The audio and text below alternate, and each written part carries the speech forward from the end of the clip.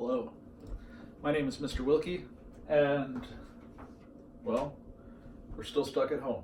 So, I've been teaching AP Statistics.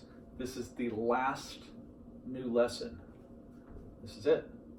And we'll have the test review for the last chapter, but this is it, the last new lesson. We've been talking about inference for regression. Today we're going to talk about predictions and conditions.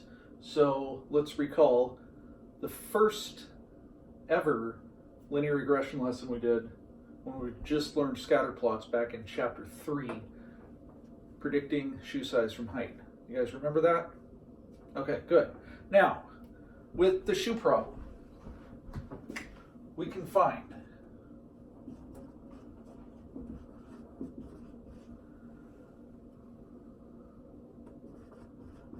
the mean shoe size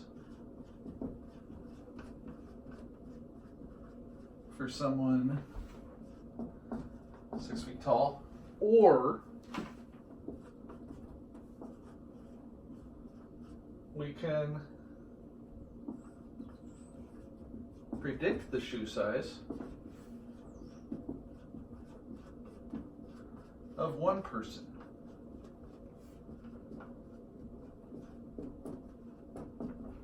who's 6 feet tall. Does that make sense? So we get the mean, or we can predict one. Now, what are we going to use for the prediction, and is the prediction going to be the same? That's right, we're going to use the point on the least squares regression line when x is 72 inches, whatever that is, the y hat is, that's going to be our prediction for the mean. It's also going to be the prediction for one person.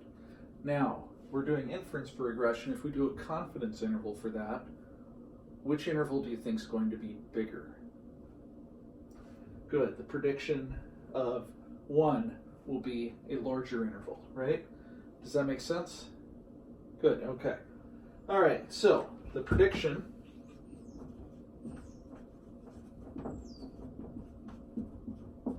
is the same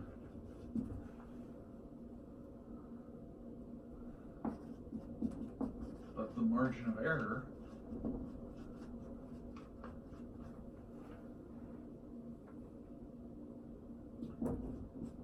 is larger for the one person.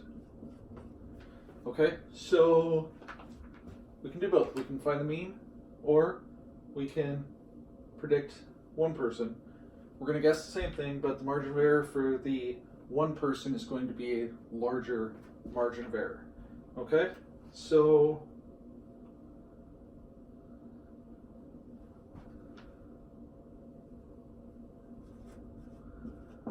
we will call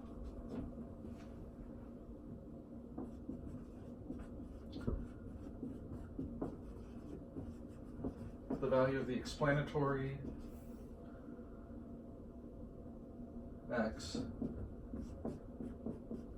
star. Okay, so our explanatory x will be x star. X star equals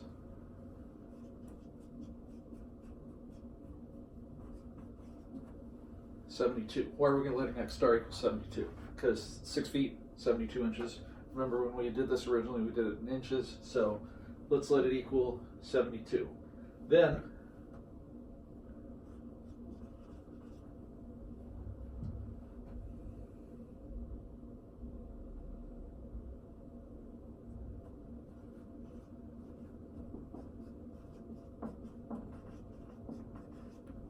we will estimate. So everybody's got this down. We're going to do internet magic again. Ready? And magic.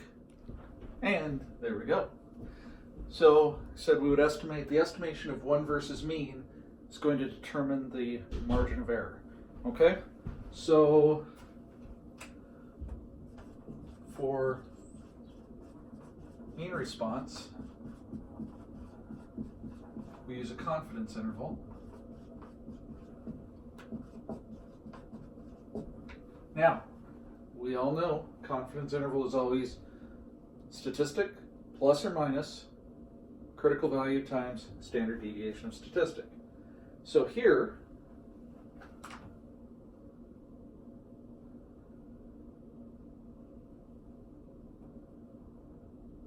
finding the mean response, so it's going to be the mean of y is going to be alpha plus beta x star. This is what we're finding the mean response. Remember, y is the response variable, so the mean of y is alpha plus beta x star. Okay? For an individual response,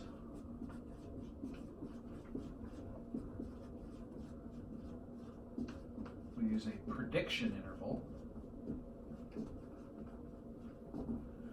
which is slightly different. So let's talk about what that's going to be. First, confidence interval for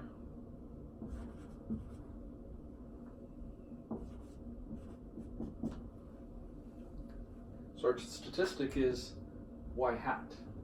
Y hat plus or minus t star times the standard error of mu hat, where standard error of mu hat is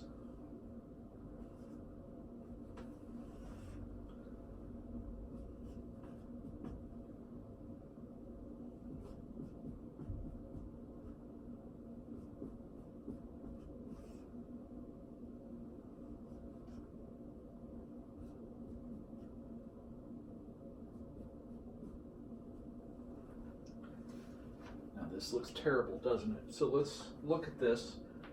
Y hat plus or minus t star times the standard error of mu hat, where the standard error of mu hat is s, standard error of the line, times the square root of 1 over n plus x bar, or x star minus x bar squared over the sum of x of I minus x bar squared. That's a lot. Okay, good. So let's look at the prediction interval. Whoops. We'll edit that in post if we knew how. All right, prediction interval.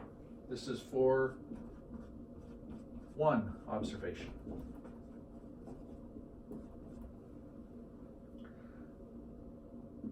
Y hat plus or minus t star times the standard error of y hat. So remember, this was for the mean, so it was the standard error of mu hat. This is for one observation, so it's the standard error of y hat. Okay, so here we go, where standard error of y hat is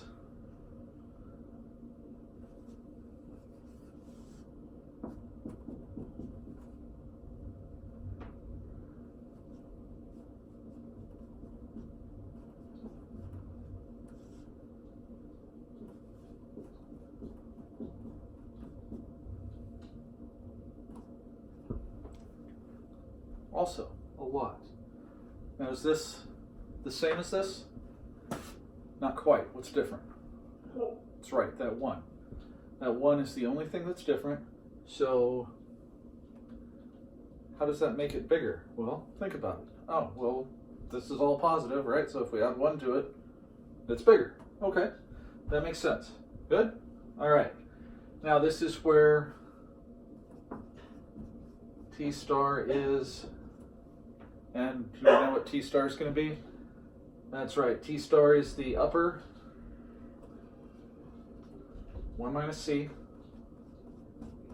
over 2 critical value with how many degrees of freedom? That's right, n minus 2 degrees of freedom. Okay, so get this down. Think about any questions you might have about this, and then I'll answer those either in the chat or in the discussion section on Canvas, or yeah. Okay, cool. All right, ready? Magic again. All right, before we do internet magic, you might have heard my dog barking. I'm going to take my dog out. So I'll be back. All right, everybody say hi to Jezebel. Hi, Jezebel. She loves her daddy. Okay, that's all. All right, now that we're back, no one had any questions about this. We knew confidence interval versus prediction interval. Confidence interval was for the mean of y hat. Prediction interval was for a single observation. So we both started with y hat plus or minus t star times the standard error of mu hat, or the standard error of y hat. So prediction interval was just a little bit bigger, but it makes sense that it's bigger, right? Yes? Good. Okay. All right, so let's talk about conditions.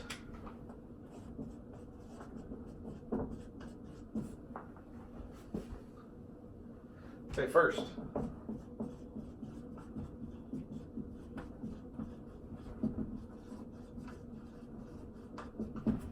observations are independent, okay? We can't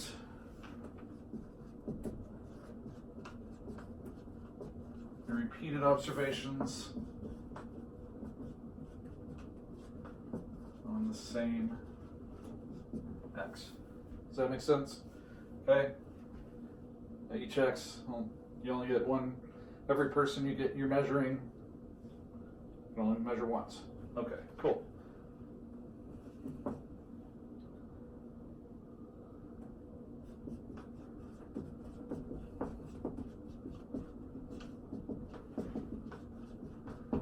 The true relationship is linear.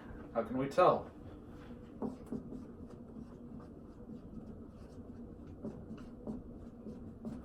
We can do a residual plot. Okay, so do a residual plot, show that it's, oh yeah, that's linear.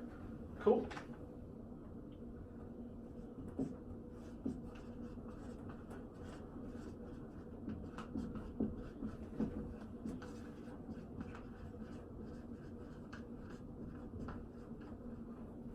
Okay, so it's not getting more spread out or less spread out as x gets larger, it's staying the same. Okay, so each x, the spread should be roughly the same. All right.